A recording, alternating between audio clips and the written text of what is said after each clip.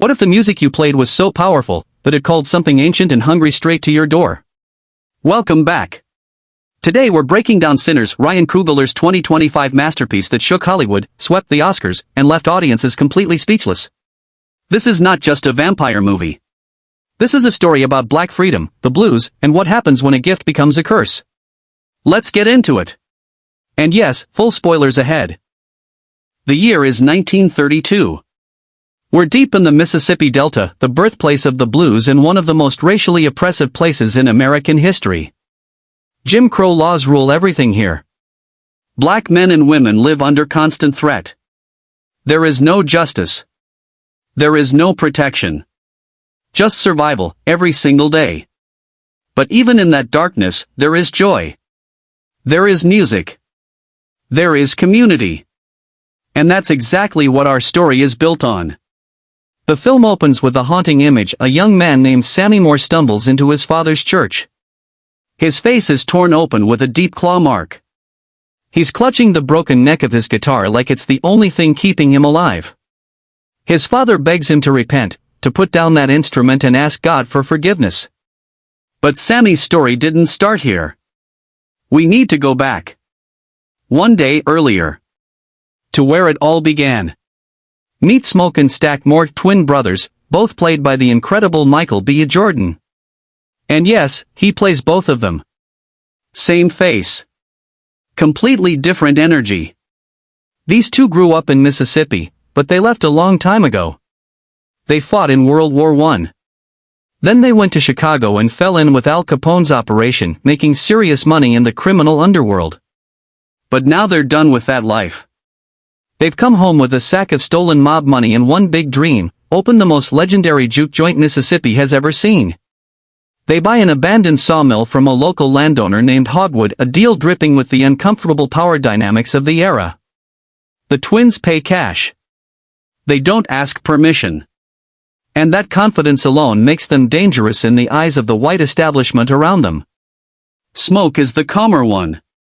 Thoughtful, strategic, always thinking 3 steps ahead. Stack is the charmer, charismatic, a little reckless, always chasing what feels good right now. Together, they're a perfect team. But those differences between them? They're going to matter a lot before the night is over. The twins waste no time. They start building their team. First they track down Delta Slim, played by the legendary Delroy Lindo, an old, hard-drinking blues musician who's seen better days. He's rough around the edges, but when that man plays guitar, the whole world stops. They offer him a gig as the headliner for opening night. Then there's Annie, a hoodoo conjurer played by Wunmi Mosaku. She's not just there to cook food, she carries deep spiritual knowledge, the kind passed down through generations. She understands things about music and the supernatural that most people have long forgotten. Cornbread, played by Omar Benson Miller, is the big, loyal enforcer handling the door. He doesn't ask a lot of questions. He just shows up and handles business. And running the bar are Bo Chow and Grace, a Chinese-American couple whose presence is a quiet but powerful reminder that the margins of 1930s Mississippi were full of people history often erases. Meanwhile, Sammy, the twins' young cousin, is also around. He's not there as staff. He's there because he can't stay away from music. The boy has a gift that nobody can quite explain. When he picks up that guitar, something happens in the room. The air changes. People feel it in their bones. And then there's Perline, a local girl Sammy is absolutely smitten with. She represents everything hopeful and tender about his world, the thing worth protecting when everything goes wrong. Opening night is electric. The old sawmill has been transformed into something beautiful. Lights strung up everywhere. The smell of food in the air. People laughing, dancing, drinking, allowing themselves, just for one night, to forget every weight the world puts on their shoulders. The blues fills every corner of that room. This is what Smoke and Stack wanted. Not just a business, a sanctuary. A place where black folks could exist fully, freely, joyfully. In 1932 Mississippi, that was an act of rebellion just by itself. Sammy gets on that stage and plays. And something remarkable happens. His music doesn't just entertain the crowd, it feels like it reaches through time itself. In one of the most visually stunning sequences in the entire film, we see past and future merge around Sammy's playing. Ancestors. Descendants. Generations of black music all connected through this one boy and his guitar. It is breathtaking. And it is also, unfortunately, a beacon. Because something out in the darkness hears it. His name is Remick. Played with bone-chilling calm by Jack O'Connell. He appears outside the juke joint with a small group of companions, polite, well-dressed, speaking in measured tones. He says he loves music. He just wants to come in and enjoy the night. Cornbread turns him away at the door. The twins don't like the feeling he gives off. But Remick is patient. He doesn't need to force his way in. Not yet.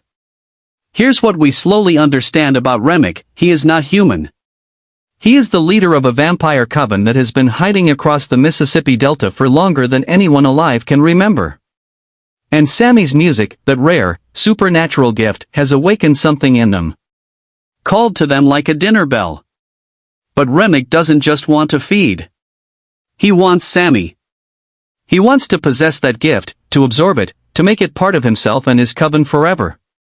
In Kugler's vision, these vampires aren't just monsters chasing blood.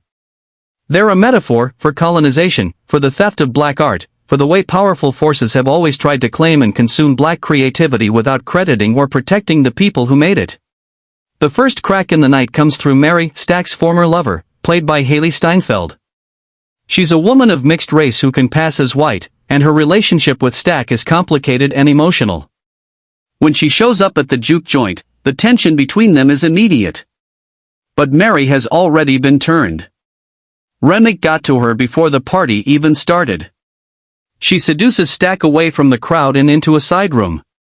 And then she bites him. Deep. His blood pours out and his body goes limp. When Smoke finds them, he opens fire on Mary without hesitation. She goes down and then she gets back up. Laughing.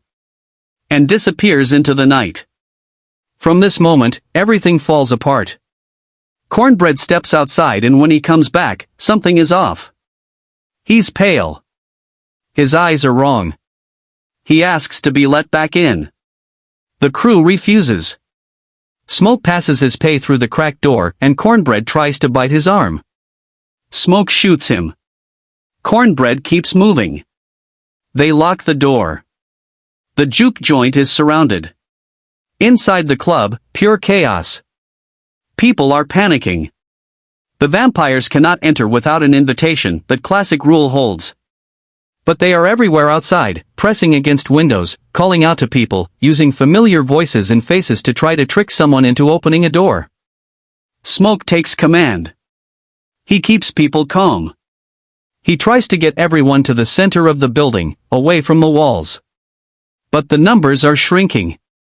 One by one, people are turned or taken. The walls feel like they're closing in. Annie steps forward and reminds everyone of what they carry. Their ancestors survived things worse than this. Their traditions, their music, their spiritual knowledge, it all exists for a reason. She performs protective rituals, buying the group precious time. And Delta Slim, old, drunk, seemingly past his prime, does something extraordinary. He picks up his guitar and he plays. Loud and long and soulful. The music distracts the vampires outside, whose obsessive need to absorb and control music works against them in this moment. It creates a window of time for the group to regroup and breathe. Delta Slim knows he probably isn't making it out. He plays anyway. Stack is dying from Mary's bite. The infection is spreading through him. Here is where the film gets deeply emotional. Because Stack knows what's happening to him. He can feel himself changing. And unlike some characters who fight the turn in denial, Stack makes a choice. He decides that if he has any time left as himself, any human will at all, he is going to use it for his brother and his cousin.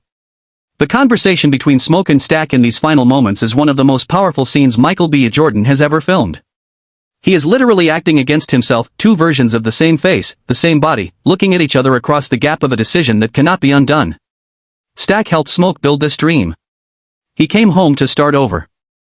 And even at the very end, he refuses to let that dream die without a fight.